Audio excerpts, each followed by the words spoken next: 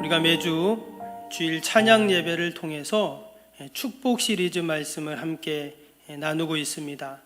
우리 지난 두 주 우리가 가정 예배 축복이라는 말씀을 같이 나눴고요. 오늘은 광야의 축복이라는 제목으로 함께 말씀을 나누고 은혜를 나누겠습니다. 바라기는 이 찬양 예배 시간을 통해서 또 말씀을 통해서 하나님이 나에게 주시는 그 은혜와 큰 축복을 받는 복된 시간이 되시기를 바랍니다. 다들 아시다시피 지금 저 유럽에서는 2달 가까이 전쟁이 진행 중에 있습니다. 그 전쟁으로 무고한 수많은 인명 피해가 있고 또 어려움을 당하고 있어요. 지금 세계 경제가 휘청거리고 있습니다. 당장 우리나라도 기름값이 오르고 또 원자재 가격, 곡물 가격이 상승하고 있습니다. 경제에 미치는 파급 효과가 굉장합니다. 어떤 사람은 세계 3차 대전이 일어날지도 모른다, 이러한 우려도 이야기를 합니다. 근데 여러분, 성경을 보면 전쟁은 하나님께 속했다 이렇게 말씀합니다. 때문에 하나님께서 분명히 선하게 인도하시고 더 큰 어려움 없이 하나님이 도와주실 줄로 믿습니다. 그러나 이 전쟁의 이면에는 인간들의 땅에 대한 탐욕과 욕심이 도사리고 있는 것을 보게 됩니다. 여러분, 러시아가 우크라이나를 쳐들어갔잖아요. 어찌 보면 더 많은 땅, 더 많은 영토를 얻기 위한 욕심이죠. 또 우크라이나도 자신들의 영토를 빼앗기지 않으려고 전쟁을 하고 있습니다. 이처럼 우리 인간의 역사는 땅을 가진 자와 또 가지지 못한 자의 싸움이라고 할 수 있습니다. 오늘 본문에도 보면 땅에 대한 이야기를 하고 있습니다. 누구보다 땅을 소유하고 또 땅에 간절함이 있었던 이스라엘 백성들이죠. 지난 430년 동안 그들이 이집트에 살면서 그들은 땅 한 평을 갖지 못했습니다. 그들은 노예였기 때문에 늘 일을 해야 됐는데 그런 고된 삶을 살면서도 그들은 땅을 갖지 못했어요. 그런데 이제 그들이 이집트에서 나왔습니다. 출애굽했죠. 이제 그들에게 한 가지 소망이 생겼는데 그것이 뭐냐면 땅에 대한 소망이 생겼어요. 하나님은 그것을 너무나 잘 아시기 때문에 그 이스라엘 백성들에게 땅에 대한 약속을 가장 먼저 해주셨습니다. 그게 오늘 1절에 나오죠. 1절 다시 보시면 내가 오늘 명하는 모든 명령을 너희는 지켜 행하라. 그리하면 너희가 살고 번성하고 여호와께서 너희의 조상들에게 맹세하신 땅에 들어가서 그것을 차지하리라. 밑에 7절도 보시면 내 하나님 여호와께서 너를 아름다운 땅에 이르게 하시나니 그랬습니다. 여기 보니까 하나님이 아름다운 땅에 이를 것이다 이렇게 약속을 해주고 계세요. 이미 그들의 조상들에게 약속하신 땅이지만 그러나 여전히 그들에게는 자신의 땅이 없었어요. 이젠 때가 되니까 하나님이 그 아름다운 땅을 주시겠다 이렇게 지금 말씀을 합니다. 이스라엘 백성들에게 땅의 의미는 여러 가지가 있는데 크게 2가지가 있습니다. 하나는 자유인이 된다는 것이었어요. 그들이 지금 노예, 종살이를 하고 있기 때문에 여전히 그들이 소유할 수 있는 땅이 없는데 근데 땅을 갖는다, 이 말은 자유인이 된다는 말이죠. 또 한 가지는 민족의 시작을 말합니다. 실제로 국가의 구성은요, 국민과 영토와 주권입니다. 그러니까 땅이 없으면 온전한 국가가 될 수가 없는 것이죠. 당시 이스라엘 백성들이 최소 200만 명은 된다고 했는데 그렇게 많은 사람들이 있지만 나라는 없었다는 거예요. 때문에 그들은 땅이 너무나 절실했습니다. 근데 지금 하나님이 땅을 주겠다 이렇게 말씀하시면서 시시한 땅이 아니라 아름다운 땅, 상상할 수도 없는 그런 땅을 주겠다고 말씀하십니다. 8절부터 보면 그 땅을 잘 소개를 하고 있죠. 밀과 보리의 소산지요 포도와 무화과와 석류와 감람나무와 꿀의 소산지라. 내가 먹을 것에 모자람이 없고 내가 아무 부족함이 없는 땅이며 그 땅의 돌은 철이요 산에서는 동을 캘 것이라. 또 10절도 보면 내가 먹어서 배부르고 내 하나님 여호와께서 옥토를 내게 주셨으므로 말미암아 그를 찬송하리라. 지금 하나님이 주시는 땅이 10절에 보니까 어떤 땅이라고 했냐면 옥토 이렇게 지금 말했어요. 여기서 옥자는요 물될 옥자입니다. 그래서 지금 여기는 물이 없는 그러한 곳이잖아요. 농사를 지을 수 없는 그러한 곳인데 하나님께서 물이 가득 채워진 그러한 옥토를 주시겠다 이렇게 지금 약속을 합니다. 뭐 농사 짓는 분은 다 아시지만 농사 지으려면 뭐가 필요합니까? 물이 제일 중요하잖아요. 물이 있냐 없냐, 물을 끌어올 수 있냐 없냐, 이게 제일 중요합니다. 근데 물된 동산 같은 그런 땅을 주시겠다 이렇게 약속을 하세요. 오늘 신명기 8장의 내용은요 11장에도 동일한 말씀이 또 반복이 되고 있어요. 그 11장 14절에서 15절을 보면 여호와께서 너희의 땅에 이른비 늦은비를 적당한 때에 내리시리니 너희가 곡식과 포도주와 기름을 얻을 것이요 또 가축을 위하여 들에 풀이 나게 하시리니 내가 먹고 배부를 것이라. 당연히 그 땅에 비가 와야 되잖아요. 옥토라는 것은 비가 와서 그 물이 저장되는 땅인데 하나님이 이른 비와 늦은 비를 내려주신다는 거예요. 그러니까 비가 너무 안 와도 옥토가 안 되고 너무 많이 와도 늪이 돼버리는데 하나님께서 옥토가 될 수 있도록 적당한 때에 적당한 양의 비를 내리시겠다. 그런 땅을 너에게 주겠다. 이렇게 말씀하세요. 여러분 우리가 이 말씀을 보면서 가장 먼저 생각하는 것은 여러분 하나님께서는 하나님의 택한 백성들에게 좋은 땅을 주시는 줄로 믿습니다. 아멘. 하나님이 안 주시던데요. 그럼 안 줍니다. 소망을 가져야 돼요. 이스라엘 백성들도 403년 이집트에 있을 동안 어떻게 생각했을까요? 아니 분명히 우리 조상들에게 주신다고 했는데 하나님 왜 안 주지? 그들이 얼마나 뼈 빠지게 일을 합니까? 그걸 알 수 있는 게 그 이집트의 당시 피라미드나 스핑크스나 그 많은 건축물들은 보면 알 수 있어요. 당시에 이스라엘 백성들 같은 많은 노예, 그 소수 민족들이 그 이집트에 살면서 다 그런 걸 지은 겁니다. 그 지으려면 얼마나 힘들었겠어요. 여러분 피라미드 그 돌 알죠? 벽돌이 아닙니다. 어마어마하게 큰 몇 톤 되는 그 돌멩이 하나하나를 몇만 개, 수십만 개를 쌓아가지고 그 무덤을 만들었잖아요.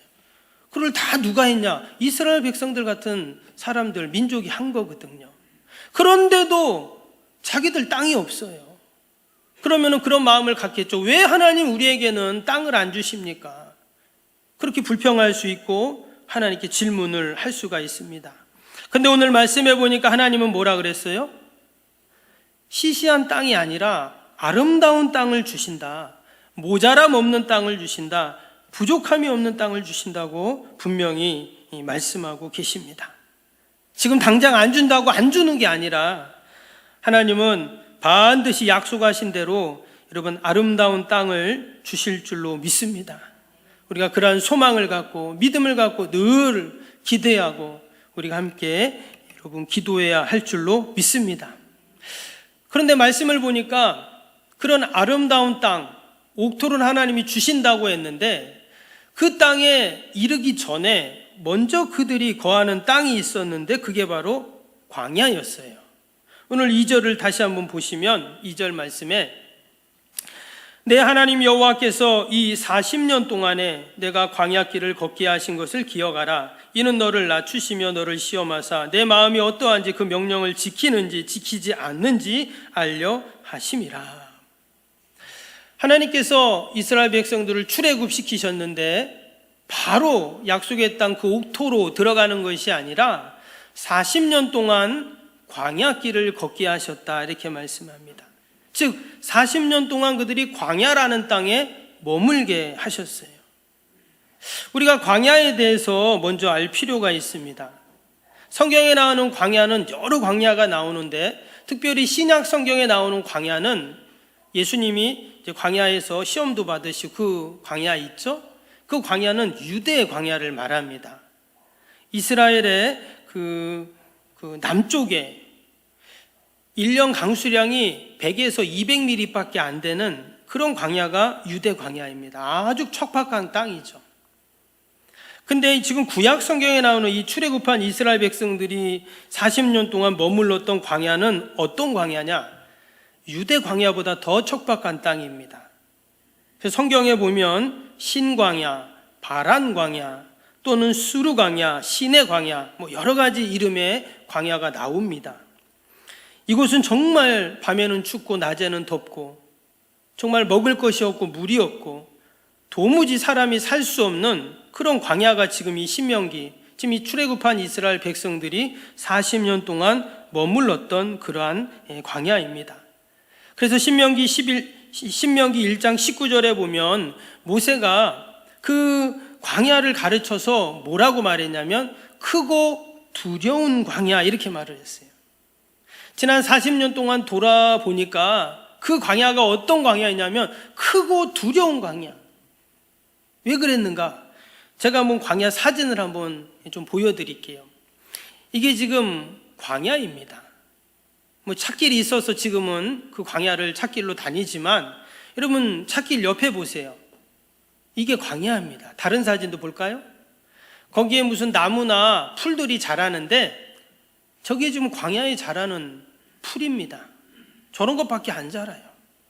또 다른 광야 볼까요? 아까는 시내 광야고 이것은 이제 바란 광야인데요. 여기도 보시면 저 밑에 낙타 타고 다니는 사람들이 좀 있고요. 완전히 돌에다가 흙밖에 없어요. 다른 사진도 보세요. 여러분 이게 광야입니다. 지금 이스라엘 백성들이 40년 동안 이런 곳에 있었다는 거예요. 상상할 수도 없는 거죠.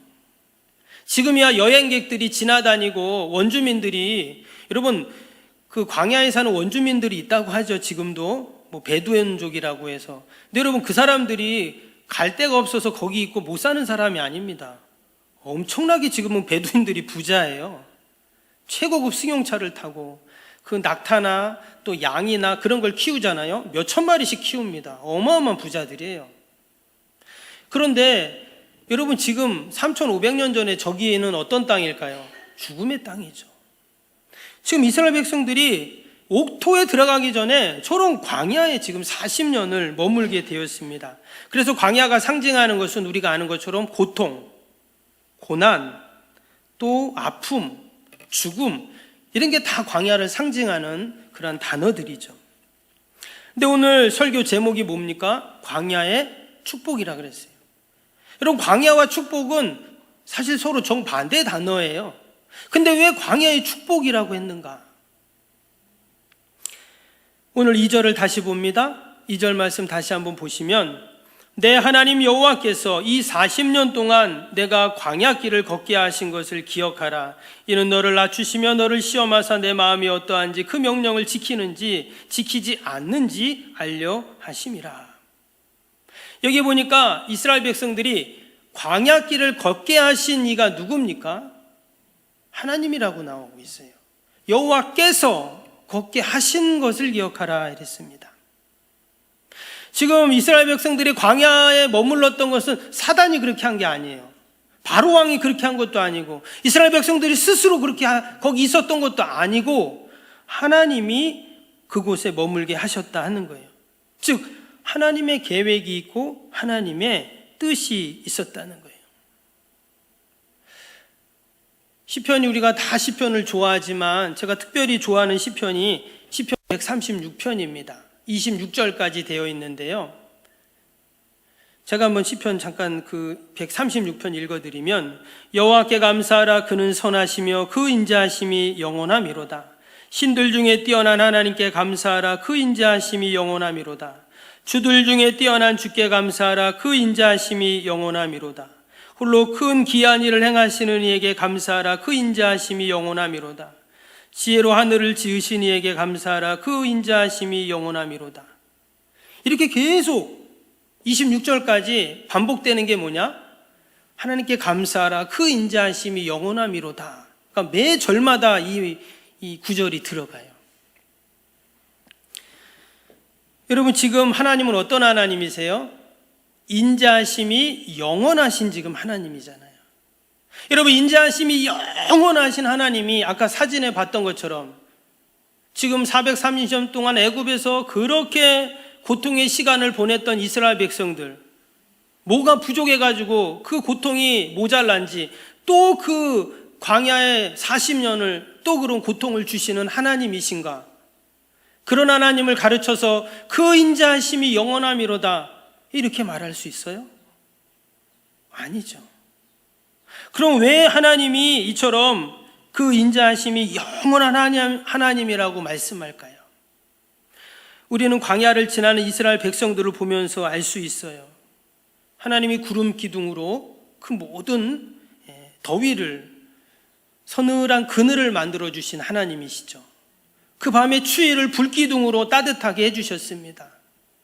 농사도 지을 수 없고 아무것도 먹을 게 없는 그곳에 매일 아침마다 하나님이 만나를 주시고 메추라기를 통해 고기를 먹게 하셨어요.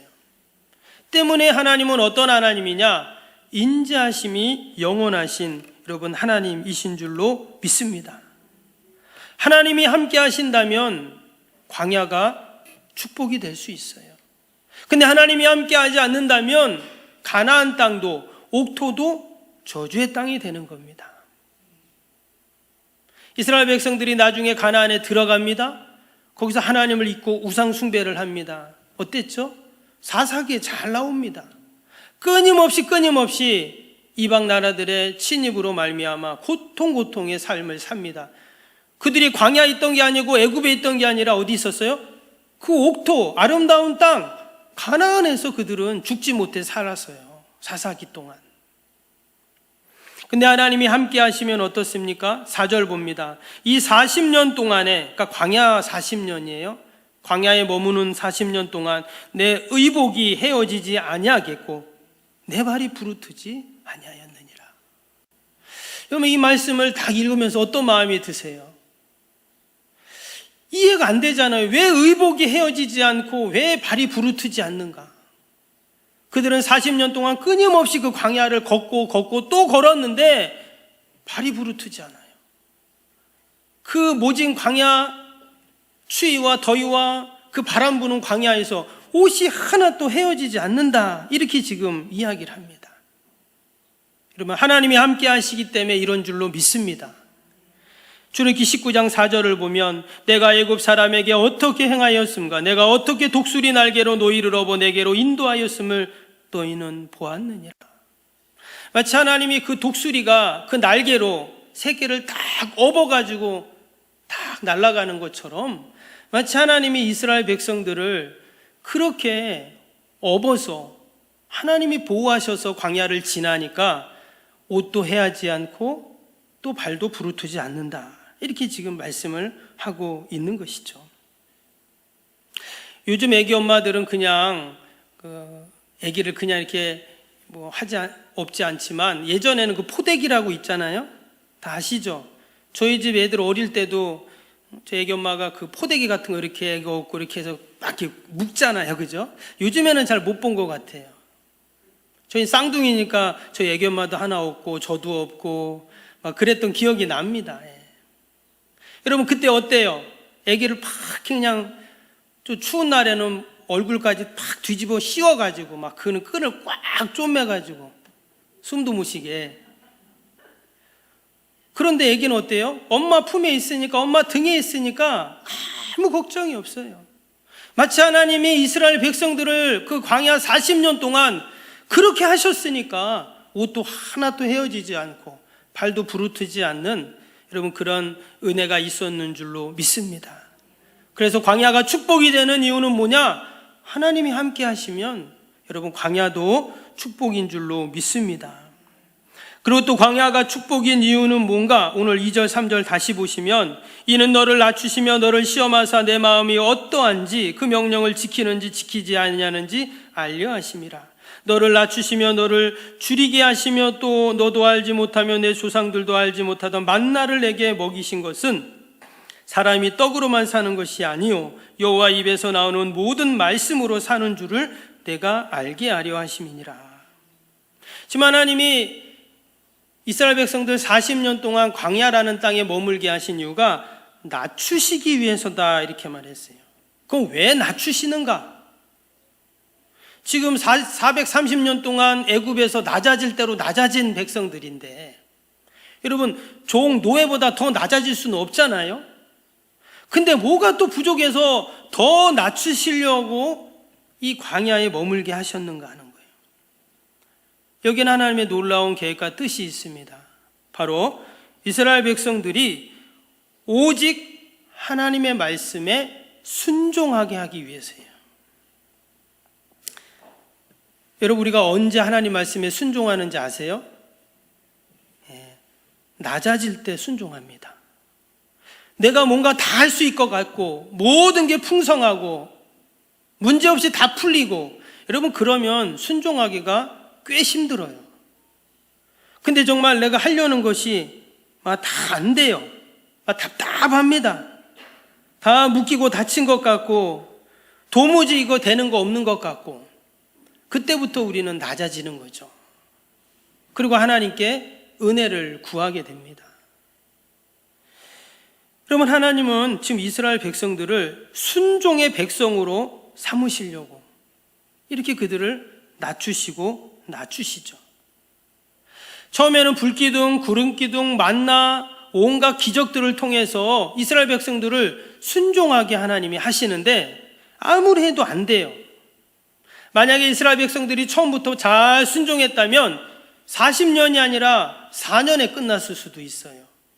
아니 4달, 4주 만에 그들이 그 광야를 다 지나 약속의 땅 옥토로 들어갈 수도 있었다라는 겁니다. 그런데 하나님께서 그 순종의 시간들을 보시고 결국은 40년 그 광야에 머물게 하신 것이에요. 여러분, 하나님께서 때로 우리의 인생에 광야 같은 시간을 주실 때가 있습니다. 그러나 우리가 그 시간 불평과 낙심하는 시간이 아니라 도리어 겸손히 하나님 말씀에 순종하는 시간으로 우리가 삼아야 할 줄로 믿습니다. 우리의 영적으로 성장하는 시간, 그리고 더 마치 온실에 있는 화초가 약하고 노지에 있는 그 화초들이 더 병충해도 강하고 생명력이 있는 것처럼 하나님은 광야의 시간들을 통해서 우리를 더 견고하게, 또 우리를 축복의 땅의 소유자로 부족함이 없도록 분명히 만드실 줄로 믿습니다. 창세기 28장에 보면 야곱이 집에서 나와서 외삼촌 집에 가기 전에 광야에서 유숙하는 장면이 있습니다. 그때 야곱이 이런 고백을 하죠. 창세기 28장 16, 17절 보면 야곱이 잠이 깨어 이르되 여호와께서 과연 여기 계시거늘 내가 알지 못하였도다. 이에 두려워하여 이르되 두렵도다. 이곳이요 이것은 다름 아닌 하나님의 집이요 이는 하늘의 문이로다. 지금 야곱이 이 고백을 하는 곳이 어디냐? 광야입니다. 광야에서 돌멩이 갖다가 그냥 밤에 자잖아요. 근데 그 광야에서 뭐라고 말했냐면 여호와께서 과연 여기 계시거늘 이랬어요. 그 광야에 여호와께서 계신 것을 알게 되니까, 거기서 하나님의 음성을 듣게 되니까 그 광야가 뭐로 바뀝니까? 하나님의 집, 하늘의 문, 베델로 바뀌게 된 것이죠. 여러분, 야곱은 그 광야에서 하나님을 만나 이제 그는 순종의 사람이 됩니다. 그가 하나님 말씀을 붙잡고 그 말씀대로 살기로 다짐하고 순종하니까 그 광야는 하나님의 집이 되고 하늘의 문이 되고 여러분 베델이 되었는 줄로 믿습니다.